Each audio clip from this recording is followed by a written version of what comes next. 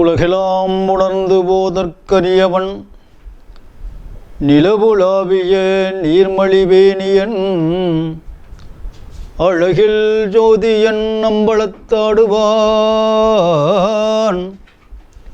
அழகில் ஜோதியன் அம்பலத்தாடுவான் மலர் சிலம்படி வாழ்த்தி வணங்குவோம். அன்பார்ந்த மெய்யன்பர்களே, சென்ற வாரத்திலே மிக சிறப்பான வகையிலே இளையான்குடி மாறநாயனாருடைய கதைகளை கேட்டோம். இளையான்குடி மாறநாயனார் தம்பதி சமேதராக திருக்கைலாயத்திலே குபேரப்பட்டினம் சென்று மோட்சம் பெற்ற ஒரு நிலையை நாம் பார்த்தோம். இந்த வாரத்திலே மெய்ப்பொருள்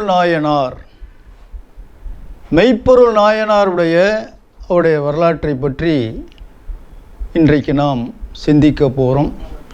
அதற்கு முன்பு ஒரு ராமு என்கிற ஒரு திருடன், நியாயமான திருடன். அந்த திருடன் அப்படியே பகல் நேரத்திலே அங்கே எங்கே போயிட்டு வந்துட்டு இருந்தார். எந்த இடமும் தோதாக அமையவில்லை. அப்படியே பார்க்கும் பொழுது ஒரு 10 பேர் ஒரு கூட்டம் இருந்தார்கள். அங்கே போய் பார்த்தான். கைரேகை ஜோசியம் பார்த்துட்டு இருந்தார் ஒரு ஜோசியக்காரர். சரி, ஜோசியம்தான் பார்ப்போன்னு போனார். இந்த ராமு என்ற திருடன் கையை காட்டுறார்.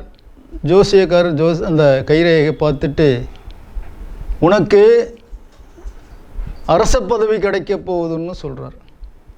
நிறுத்தியா, உனக்கு ஜோசியம் பார்க்க தெரியுமா? முதல்ல நானே திருட வந்திருக்கேன், இங்கேயாவது திருடலான்னு நினச்சி தான் வந்தேன், அப்புறம் தான் கைரேகை பார்த்தேன். நீ அரச பதவி கிடைக்கும்னு சொல்கிறிய ஐயா அப்படின்னார். இந்த ஜோசியக்காரர் சிரித்து கொண்டே, நீ திருடன் தான், நீ திருடு, உன்னுடைய மனம் போன போக்குள்ள திருடு, அதுக்கு நான் தடை சொல்லலை. ஆனால் ஒரே ஒரு நிர்பந்தம். என்ன ஐயா அது? பொய் மட்டும் சொல்லாது. சரி அப்படின்னு ஏற்றுக்கிட்டார். உடனே அங்கேருந்து வந்தாச்சு. அப்படியே அரண்மனையை நோக்கி அவர் போயிட்டுருக்கார். அரண்மனையில் திருடுறதுக்காக திட்டமிட்டு போயிட்டே இருக்கார்.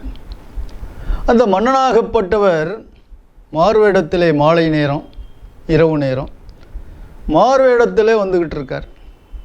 இவரை பார்த்தார், ராமு என்கிற திருடனை. என்னய்யா எங்கே போகிற? மாறுவேடம் தானே. நான் அரண்மனையை திருட போகிறேன். அப்படியா?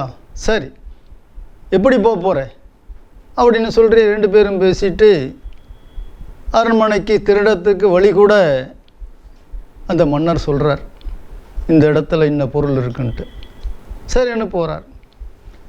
அரண்மனையில் போயாச்சு. வைர மோதிரம் இருக்கின்ற இடத்த கண்டுபிடிச்சாச்சு. அந்த ஒரு பொற்பேலையில் 3 மிக விலை உயர்ந்த வைர மோதிரம். அந்த 3ல் 2 திருடி கொண்டு வந்தாச்சு. கீழே வந்தாச்சு. அரண்மனை வந்துக்கிட்டு போகிறார். மாறுவிடத்தில் இருக்கின்ற மன்னவர் மறுபடியும் இவர் பார்க்குறார். என்னய்யா போனியா? போனேன். என்ன பண்ண? 2 மோதிரம் திருடினேன். சரி, போயாச்சு. மறுநாள் காலையில் அங்கே இருக்கின்ற மன்னருடைய மெய்க்காவலர் மோதிரம் காணவில்லைன்னு சொல்கிறார். எப்படி சொல்கிறாருன்னா, 3 மோதிரம் காணவில்லை என்று சொல்கிறார். மன்னருக்கு தெரியும் 2 தான் களவு போயிருக்கு. அவர் சாதிக்கிறார் 3 என்று. இப்படி அந்த ராமு என்கிற திருடனை அழைச்சி வந்து அரண்மனையில் கேட்குறாங்க. அரசரே கேட்குறார். அவர் உள்ளதை சொல்கிறார். இல்லவே இல்லை, அவர் திருடினது 3 மோதிரம் தான் மெய்க்காவலர் சொல்கிறார். அதன் பிறகு அரசர் உண்மையை சொல்கிறார். இந்த கதையை சுருக்கமாக சொல்கிறேன். உண்மையை சொன்ன உடனே அந்த மெய்க்காவலரை அந்த அரசை விட்டு விலக்கியாச்சு, பதவி பறிச்சாச்சு. இந்த ராமு என்கிற நேர்மையான திருடனை மன்னருடைய அந்த மெய்க்காவலனாக ஏற்றுக்கொண்டாச்சு. இது கதை. இந்த கதையிலேருந்து நமக்கு புரிகின்ற விஷயம், பொய் சொல்லாமல் வாழணும் அப்படிங்கிற விஷயம். ஒரு அப்பாவும் புள்ள ஹரிச்சந்திரா நாடகத்தை பார்க்குறாங்க. ஹரிச்சந்திரா நாடகம்னா உண்மையாக வாழ வேண்டும்ங்கிற தத்துவத்தின் அடிப்படையில் மகாத்மா காந்திஜி கூட ஹரிச்சந்திரா நாடகத்தை பார்த்து தான் நேர்மையாக வாழ்வதற்கு, உண்மையாக வாழ்வதற்கு கற்றுக்கொண்டதாக சொல்வார்கள். அப்படிப்பட்ட ஹரிச்சந்திரா நாடகத்தை அப்பாவும் பிள்ளையும் சேர்ந்து விடிய விடிய பார்க்குறாங்க. ஹரிச்சந்திரா நாடகத்தை தத்துவம் என்னன்னா, பொய் சொல்லக்கூடாது, பொய் சொன்னால் பல கஷ்டங்கள் இருக்குது, ஆனால் அதன் பலன் இறைவனுடைய திது பாதார விந்தம் கிடைக்கிறது, காட்சி கொடுக்குறார் இறைவன் பகவான். அப்படிப்பட்ட ஒரு நாடகம்தான் ஹரிச்சந்திரா. பெரியவங்களுக்கெல்லாம் அது தெரியும். சின்ன பிள்ளைங்க கூட யூடியூப்லலாம் பார்க்குறாங்க. பொம்மை கதையில் கூட ஹரிச்சந்திரா வருது. தந்தை மகனும் பார்த்துட்டு வந்துட்டாங்க. வர்றப்போ அந்த ஹரிச்சந்திர நாடகத்தின் பெருமையை பற்றி அப்படியே பூரிப்பாக பேசிக்கிட்டு இருக்கார் அப்பா. மகன்கிட்ட கேட்பார், தம்பி, இந்த ஹரிச்சந்திர நாடகத்தை பார்த்து என்ன புரிஞ்சுக்கிட்டு? அப்பப்பா, பொய்யே சொன்னாதான் வாழ முடியும்னு புரிஞ்சுக்கிட்டேன் அப்படின்னு அந்த பையன் சொல்கிறார். இப்பொழுது நாம் கதைக்கு வருவோம். இன்றைய தினம் மெய்ப்பொருள் நாயனார். இந்த மெய்ப்பொருள் நாயனார் சேது நாட்டிலே, தமிழகத்திலே சேது நாட்டிலே தலைநகரமாக இருக்கின்ற திருக்கோவலூர். அந்த திருக்கோவலூரிலே தென்கரை ஆறு, தென்னாறு, தென்னாட்டிலே தென்கரை பகுதியிலே கோவலூர் என்கின்ற ஊர் இருக்கின்றது. அந்த ஊரிலே பாலார் மரபிலே, அதாவது 63 நாயன்மார்களே, ஒவ்வொரு நாயன்மார்களும் பல மரபினர், அதாவது ஜாதின்னு சொல்லுவாங்க. அந்த வகையிலே பாலார் மரபிலே பாலவர் மரபுன்னு சொல்லுவாங்க. இந்த பாலவர் மரபிலே தோன்றிய ஒரு வேந்தன். அந்த வேந்தன் சேது நாட்டிலே சிறப்பாக ஆட்சி செய்து கொண்டு வருகிறார். அந்த சிறப்பாக ஆட்சி செய்வதுன்னு எப்படின்னு சொன்னால், அவர்களுடைய முன்னோர்கள் முறைப்படி இந்த அரசருக்கே உரித்தான சில வீர தீர பராக்கிரமம் பாட்டில் வருது. கோன்முறை அரசு செய்க, குறைவிலா உயிர்கள் வாழ்க என்று வரும். இந்த கோன்முறை அரசுன்னா நீதி தவறாமல் அரசாட்சி செய்வது, தம்முடைய நாட்டு மக்களை பாதுகாப்பது. அதே போன்று வீரதீர பராக்கிரம புஜபலம் கொண்ட மன்னர் அந்த வேந்தர். அந்த வேந்தர் எப்படிப்பட்ட பகையாளி வந்தாலும் அவருடைய வீரதீர பராக்கிரமத்தினாலும் அந்த படைபலத்தாலும் அவரை வென்று வீழ்த்தி மீண்டும் அவராக யாருடன் போரிட மாட்டார். அப்படிப்பட்ட நிலை கொண்டவர். அந்த மன்னராகப்பட்டவர் பல்வேறு வகையிலே தமது நாட்டு மக்களை பாதுகாப்பதற்காக நேர்மையான நீதியான ஒரு அரசருக்கே உரித்தான லட்சணத்தோடு நன்கு ஆட்சி புரிந்து வருகிறார்கள். அதே நேரத்தில் அந்த மன்னர் நடராஜ பெருமான் மீது, சிவகாமி அம்மை மீது, உமையால் பங்கன் என்று சொல்லக்கூடிய அந்த பெருமான் மீது மிக அபரிவிதமான பற்று கொண்டவர். அது மட்டுமல்ல, மெய்ப்பொருள் நாயனார் சற்று வித்தியாசமாக சிவபெருமானை வணங்குவது, சிவன் கோவிலுக்கு பூஜையெல்லாம் செய்வது, திருவிழா செய்ய வைப்பது, திருப்பணி செய்ய வைப்பது, அதற்கெல்லாம் பெரும் பொருள் கொடுத்து முன்னின்று செய்ய வைப்பார், செய்வார். இப்படி இது ஆன்மீக பணி, தெய்வீக பணி. அதே நேரத்தில் அவர் சிவனடியார்களை மெய்ப்பொருளாக எண்ணினார். சிவனடியார்களை மெய்ப்பொருளாக எண்ணி தம்மிடம் இருக்கின்ற செல்வம் அனைத்துமே, அரசர் தம்மிடம் இருக்கின்ற செல்வம் அனைத்துமே சிவனடியார்களுக்கு உரியது என்ற வகையிலே சிவனடியார்களை அப்படி பாதுகாப்பார். எந்த சிவனடியார் வந்தாலும் அவரை வரவேற்று இன்முகத்தோடு பாதுகாத்து அவருக்கு என்ன வேண்டும் என்று கேட்டு கொடுக்குவதிலே எந்த விதமான குறைவின்றி கொடுக்கின்ற வல்லமை படைத்தவர், மனசு படைத்தவர், பக்குவப்பட்டவர் மெய்ப்பொருள் நாயனார். இந்த பணி தொடர்ந்து நடந்து கொண்டே வருகிறது. சொன்ன சொல் தவறாத நீதி நேர்மையிலே கங்கை விட பெரிதாக அவருடைய சேவைகள் இருக்கும். அது மட்டுமல்ல, முன்பு சொன்னதைப் போல் சிவனடியார்களை மெய்ப்பொருளாக கண்டார். சிவபெருமான் மீது எந்த அளவுக்கு பற்று இருக்கிறதோ அதைவிட ஒரு படி மேலாக சிவனடியார்களை அவர் பாவிப்பார். அது மட்டுமல்ல, சிவனடியாரை மெய்ப்பொருள் என்று சொன்னதினாலே அந்த நாட்டு மக்கள் எல்லாம் அவரை மெய்ப்பொருள் என்று அழைக்கலானார். பிற்காலத்திலே மெய்ப்பொருள் நாயனாராக அந்த பெயர் வழங்கிவிட்டார்கள். அப்படி ஒரு நிலையிலே அவருடைய எண்ணம் எப்படி இருக்குமாம், சிவபெருமானை பற்றி, அவருடைய செயல்பாடுகளை பற்றி அவர் எப்படி நினைப்பார்கள். ஒரு பாட்டிலிருந்து அந்த கருத்தை நம்ம பார்க்கலாம். உலகெனும் மாபெரும் மேடையிட்டான் சிவபெருமான், அதில் உயிர்களை எல்லாம் வாழவிட்டான். உலகெனும் மாபெரும் மேடையிட்டான், அதில் உயிர்களை எல்லாம் ஆடவிட்டான்.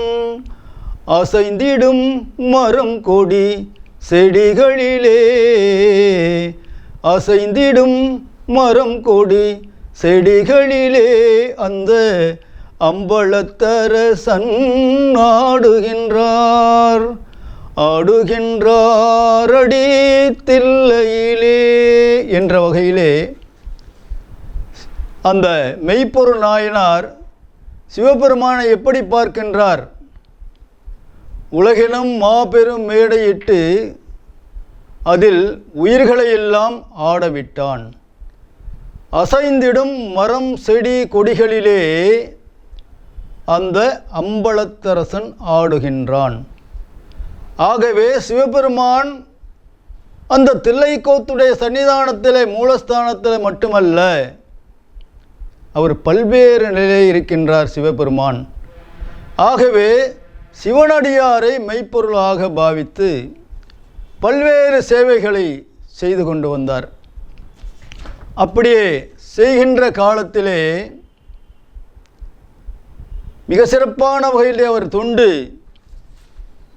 நிகழ்ந்துகிட்டே வந்த ஒரு காலத்திலே முத்தநாதன் என்கின்ற ஒரு அரசன், அரசர்களுக்குள்ளே பகை என்பது, போர் என்பது அந்த காலத்திலே சகஜமான ஒரு விஷயம். அந்த முத்தநாதன் என்கிற ஒரு அரசன் பார்த்தீங்கன்னா பல்வேறு முறை மெய்ப்பொருள் நாயனாரை வெல்ல வேண்டும் என்பதற்காக போரிடுகிறார். பல்வேறு முறை போரிட்டும் கூட போரிலே அவரால் ஜெயிக்க முடியல. மட்டுமல்ல, ஒவ்வொரு முறையும் தம்முடைய யானைப்படை, குதிரைப்படை, காலாட்படை எல்லாம் தோற்றுவிட்ட போது அவமானத்தோடு திரும்பி போவார். இப்படி பலமுறை நடந்ததினாலே அந்த முத்தரசன் என்ற முத்தநாதன் என்ற அரசருக்கு மெய்ப்பொருள் நாயனாரை வெல்ல வேண்டும் என்று சொன்னால் நேர் வழியிலே வெல்ல முடியாது. ஆகையினாலே குறுக்கு வழியிலே அவரை வீழ்த்த வேண்டும் என்று விரும்பினார், ஆசைப்பட்டார். அதற்காக முயற்சி செய்தார். எப்படி செய்யலாம் என்று திட்டமிட்ட பொழுது மெய்ப்பொருள் நாயனார் சிவனடியாரை மெய்ப்பொருளாக நினைக்கின்றார். ஆகவே சிவனடியார் வேடமணிந்து அவரை வெல்ல வேண்டும் என்று நினைத்தார். அந்த நினைத்த மாத்திரத்திலே அந்த சேது நாட்டுக்கு வருகிறார். சேது நாட்டுக்கு வந்து அங்கே பார்த்தீங்கன்னா ராஜவீதி, இந்த ராஜவீதியிலெல்லாம் வர்றார். அப்படியே பார்த்தீங்கன்னா அரண்மனை மணி மண்டபம் மணிவாயில், இந்த மணிவாயிலை வந்து அடைகிறார். எப்படி வர்றார் பாருங்க, ஒரு கபட வேடதாரி இருந்தாலும் அவரை பார்த்தா பக்கா சிவனடியார், பண்புள்ள சிவனடியார், மிக பக்திபூர்வமான சிவனடியார், சிவனை பார்த்து பேசியவர் என்று சொல்லலாம். அந்த அளவுக்கு கபட வேடமாக வர்றார். அரண்மனை மணி மண்டப வாயிலில் வர்றார். அங்கே காவலர்கள் தூரம் நின்று வாங்க சாமி, வாங்க சாமி, வந்தருளுங்கள், உள்ளே சென்றருளுங்கள் அப்படின்னு சொல்கிறாங்க. என்னமோ பட்டு குஞ்சம்னு சொல்லுவாங்க. அந்த மாதிரி அந்த பட்டு குஞ்சமாகப்பட்டது அவருக்கு வழங்கப்படுகிறது. அப்படியே உள்ளே போகிறார். உள்ளே போய் ஒவ்வொரு தடையிலும் அவரை பார்த்தெல்லாம் நமஸ்காரம் பண்ணுறாங்க. நமஸ்காரம் பண்ணிக்கிட்டே ஒவ்வொரு நிலையை தாண்டி வர்றார். யாராவது கேட்கும் பொழுது நான் மெய்ப்பொருள் நாயனாருக்கு உபதேசம் செய்ய வர்றேன் அப்படிலாம் சொல்லிக்கிட்டு உள்ளே வந்துட்டார். பள்ளியறை பக்கத்திலே வந்துட்டார். அதாவது அரசருடைய அந்த பள்ளியறை, அந்த பள்ளியறை பக்கத்திலே ஒரு தத்தன் என்கின்ற ஒரு மெய்க்காவலன், காவல் புரிகின்ற ஒரு சிறப்பான காவலன். அந்த காவலன் தடுக்கிறார். சுவாமி, அரசர் உறங்கும் நேரம், நீங்கள் குறிப்பறிந்து செல்ல வேண்டும் என்று உபதேசிக்கின்றார். நான் அரசருக்கு வீடு பேறு கொடுப்பதற்காக அதற்கான குறிப்போடு வந்திருக்கேன், என்ன நீ தடுக்காதே, தள்ளி போன்று அவரை லேசாக தள்ளி விட்டுட்டு உள்ளே போயிடுறார். அப்படி உள்ளே போனால் அரசர் மிக சிறப்பான வகையிலே உறங்கிக் கொண்டிருக்கிறார். அரசமாதேவியும் அந்த பூமணம் கமகவென்று கமகமக்க அவர்கள் ஒரு பக்கமாக சாய்ந்தபடி உறங்கிக் கொண்டிருக்கிறார்கள். இந்த உறங்கிக் கொண்டிருக்கிறதை பார்த்தும் கூட அந்த முத்தநாத மன்னன் பின்வாங்கவில்லை, முன்னேறி செல்கிறான். அந்த கட்டிலுக்கு பஞ்சனை கட்டில், பொற்கட்டில்னு சொல்லுவாங்களே, அந்த கட்டிலுக்கு அருகே போகிறார். அப்போது அரசமாதேவி திடீர்னு ஏந்திருக்கிறாங்க. தான் மாலையிட்ட அந்த மன்னரை எழுப்புகிறாங்க. எழுப்பியதோடு உடனே எதிர்க்க பார்த்தா மெய்ப்பொருள் நாயனார் பார்க்குறார், ஒரு சிறப்பான சிவனடியார். வாங்க சாமி, வாங்க சாமி அப்படின்னு சொல்கிறார், வரவேற்கிறார். நீங்கள் வந்த நோக்கம் என்னவோ அப்படியெல்லாம் கூறி அவருக்கு ஆசனத்திலே அமர வைத்து இவர் கீழே உட்கார்ந்திருக்கிறார். உட்கார்ந்து, சாமி, இல்லை, நான் உங்களுடைய இறை சன்னிதானத்திலே ஏற்றப்பட்ட வேத நூல்களை உங்களுக்கு பறித்து காட்ட வந்திருக்கிறேன், உபதேசிக்க வந்திருக்கிறேன். நாம் இருவரும் தான் இருக்க வேண்டும் என்று சொல்லி அரசமாதேவியையும் அரசர் அந்தப்புறத்துக்கு செல்ல வைத்து விட்டார். அவர் வரும்பொழுதே ஒரு புத்தக கட்டு, அந்த புத்தக கட்டிலே இந்த வாள் என்று சொல்வார்களே, அந்த கொடுவாளை மடக்கி கொண்டு வந்திருக்கிறார். இதான் இந்த புத்தக கட்டு. அப்படியா சாமி, அந்த புத்தகத்தை திறந்து எனக்கு அருள் கூறுங்கள் என்று சொல்கிறார். அவர் கீழே உட்கார்ந்துருக்கார். அப்படியே வணங்கி கொண்டே தியானத்திலே உட்கார்ந்திருக்கார். அது மட்டுமல்ல, மெய்ப்பொருள் நாயனருடைய மற்றொரு சிறப்பு என்று சொன்னால், சிதம்பரநாரதர் மீது எப்போ பார்த்தாலும் நேரம் கிடைக்கும்லாம் தியானிப்பார். அந்த அரச சபையிலேருந்து சிவபெருமானை நடராஜ பெருமானை பார்த்து தியானிக்கின்ற அந்த சுபாவம் எப்பொழுதும் உண்டு. அந்த மாதிரி கண்ணை மூடிட்டு இந்த சிவனடியார் தியானிக்கிறார். அப்போது அந்த கட்டை பிரித்த உடனே அவர் கண்ணை மூடி வணங்கி கொண்டிருக்கும் பொழுது அந்த கொடுவாளை கையில் ஏந்தி அரசர் மீது அப்படியே பாய்ச்சிடுறார். பாய்ச்ச வேகத்திலே குத்துயிரும் கொலையுரியுமாக இரத்த வெள்ளத்திலே மெய்ப்பொருள் நாயனார் இருக்கின்றார். அப்பொழுது கூட இருகை கூப்பி வணங்கி, இதான் மெய்ப்பொருள் நாயனார், இதான் சிவபக்தி. மெய்ப்பொருள் நாயனார் சிவனடியாரே, தாங்கள் எனக்கு ஒரு சிவனடியார் கையினாலே எனக்கு மோட்சம் கிடைத்தது, நாம் பெற்ற பெரும் பாக்கியம் என்று சொல்லிக்கொண்டே ஒரு மாதிரியாக கண்ணெல்லாம் சுழட்டி கொண்டு இருக்கிறார். அப்போ அந்த தத்தன் என்கிற காவலன் ஏற்கனவே அவருக்கு சந்தேகம், ஏதோ நடக்க போது என்னான்னு தெரியலைங்கிறமா அப்படியே உள்ளே வந்து பார்த்தா, இப்போ நான் சொன்ன நிலையில் அப்படியே அரசர் கிடக்கிறார். உடனே வாள் எடுத்து அந்த போலி சாமியாரை, அந்த வேடதாரை தாக்குவதற்காக முயற்சிக்கிறார். ஆனால் அரசர் பெருமான் தத்தனை ஒரு வேண்டுகோள் விடுக்கிறார்.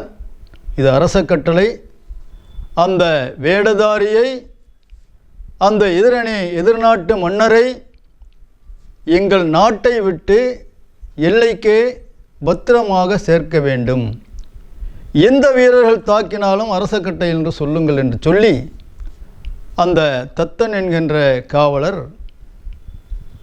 அந்த நாட்டுடைய சேது நாட்டுடைய எல்லையை நோக்கி எல்லையை தாண்டி விட்டு பத்திரமாக வந்து சேர்ந்து அரசர்கிட்ட சொல்கிறார். அரசர்கிட்ட சொன்ன உடனே மிக சிறப்பான வகையிலே அரசர் அந்த செய்தியை கேட்டு மகிழ்ச்சி அடைந்து உறவினர்கள்லாம் கூப்பிடுறார். உறவினர்கள்லாம் கூப்பிட்டு, எனக்கு இந்த வாய்ப்பு கிடைச்சிருக்கு, ஆனால் அடுத்தபடியாக யாரை நியமிப்பது ஆட்சியாளர் அப்படின்ற முறையெல்லாம் செஞ்சுட்டு, நாம் செய்த திருப்பணி தொண்டெல்லாம் நம்முடைய அடுத்த தலைமுறைகள் நம்முடைய நாட்டை சேர்ந்தவங்க செய்யணும் என்று இருகரங்கூப்பி வணங்கி நிற்கின்றார். இப்படி தாம் செய்த தொண்டுகளெல்லாம் தொடர்ந்து அடுத்த தலைமுறை செய்ய வேண்டும் என்று சொல்லிவிட்டு தில்லை பிரானை நோக்கி, அந்த தோற்றத்தை நோக்கி தியானிக்கிறார். தியானித்து கொண்டே இருக்கும் பொழுது அவருடைய செயல்களை பற்றி மீண்டும் அவர் யோசிக்கின்றார், பாடுகின்றார். தந்தையும் தாயும் போல் அவர் இருப்பார், ஒரு தந்தையும் தாயும் அவருக்கில்லை, தந்தையும் தாயும் போல் அவர் இருப்பார், ஒரு தந்தையும் தாயும் அவருக்கில்லை, அந்நாள் தொடங்கி இந்நாள் வரையில், அந்நாள் தொடங்கி இந்நாள் வரையில் ஆடிய ஆட்டங்கள் ஓயவில்லை, ஆடுகின்றானடி தில்லையிலே. இப்படி தியானித்து கொண்டே தில்லை நடராஜனை பாடிக்கொண்டே தியானிக்கிறார். தியானித்த மாத்திரத்திலே அவர் எப்படி எந்த தோற்றத்திலே அவர் தியானிப்பாரோ அந்த தோற்றத்தை நோக்கி தியானித்த அந்த தோற்றத்திலேயே தில்லை நடராஜ பெருமான் காட்சி கொடுக்கின்றார். காட்சி கொடுப்பது மட்டுமல்ல, அவர் எப்போ பார்த்தாலும் இறைவன் நோக்கி கை குப்பி நின்று வணங்குவது, அமர்ந்து வணங்குவது வழக்கம். அந்த அமர்ந்த நிலையிலே, கை குப்பிய நிலையிலே, என்னுடைய பாதார விந்தத்திலே நீ இருக்க வேண்டும் என்ற திருக்கயிலாய காட்சியைப் போல் ஒரு காட்சியை கொடுத்துவிட்டு தம்முடைய அருகிலே அமர்ந்து கைகூப்பி இருக்கும்படி ஆசீர்வதிக்கிறார். தேவர்களெல்லாம் பூமாலை பொறுகிறார்கள். அப்படிப்பட்ட ஒரு நிலையிலே இந்த மெய்ப்பொருள் நாயனாருடைய கதையை இத்தோடு முடிக்கின்றேன். ஆறிரு தடந்தோள் வாழ்க, அருமுகம் வாழ்க, வேற்பை கூறுசை தனிவேல் வாழ்க, குக்குடம் வாழ்க செய்வேல், ஏறிய மஞ்சை வாழ்க, ஆனை தன் அணங்கு வாழ்க, மாறிலா வள்ளி வாழ்க, வாழ்க சீரடியார் எல்லாம். திருச்சிற்றம்பலம். திருச்சிற்றம்பலம். அனைவருக்கும் வணக்கம்.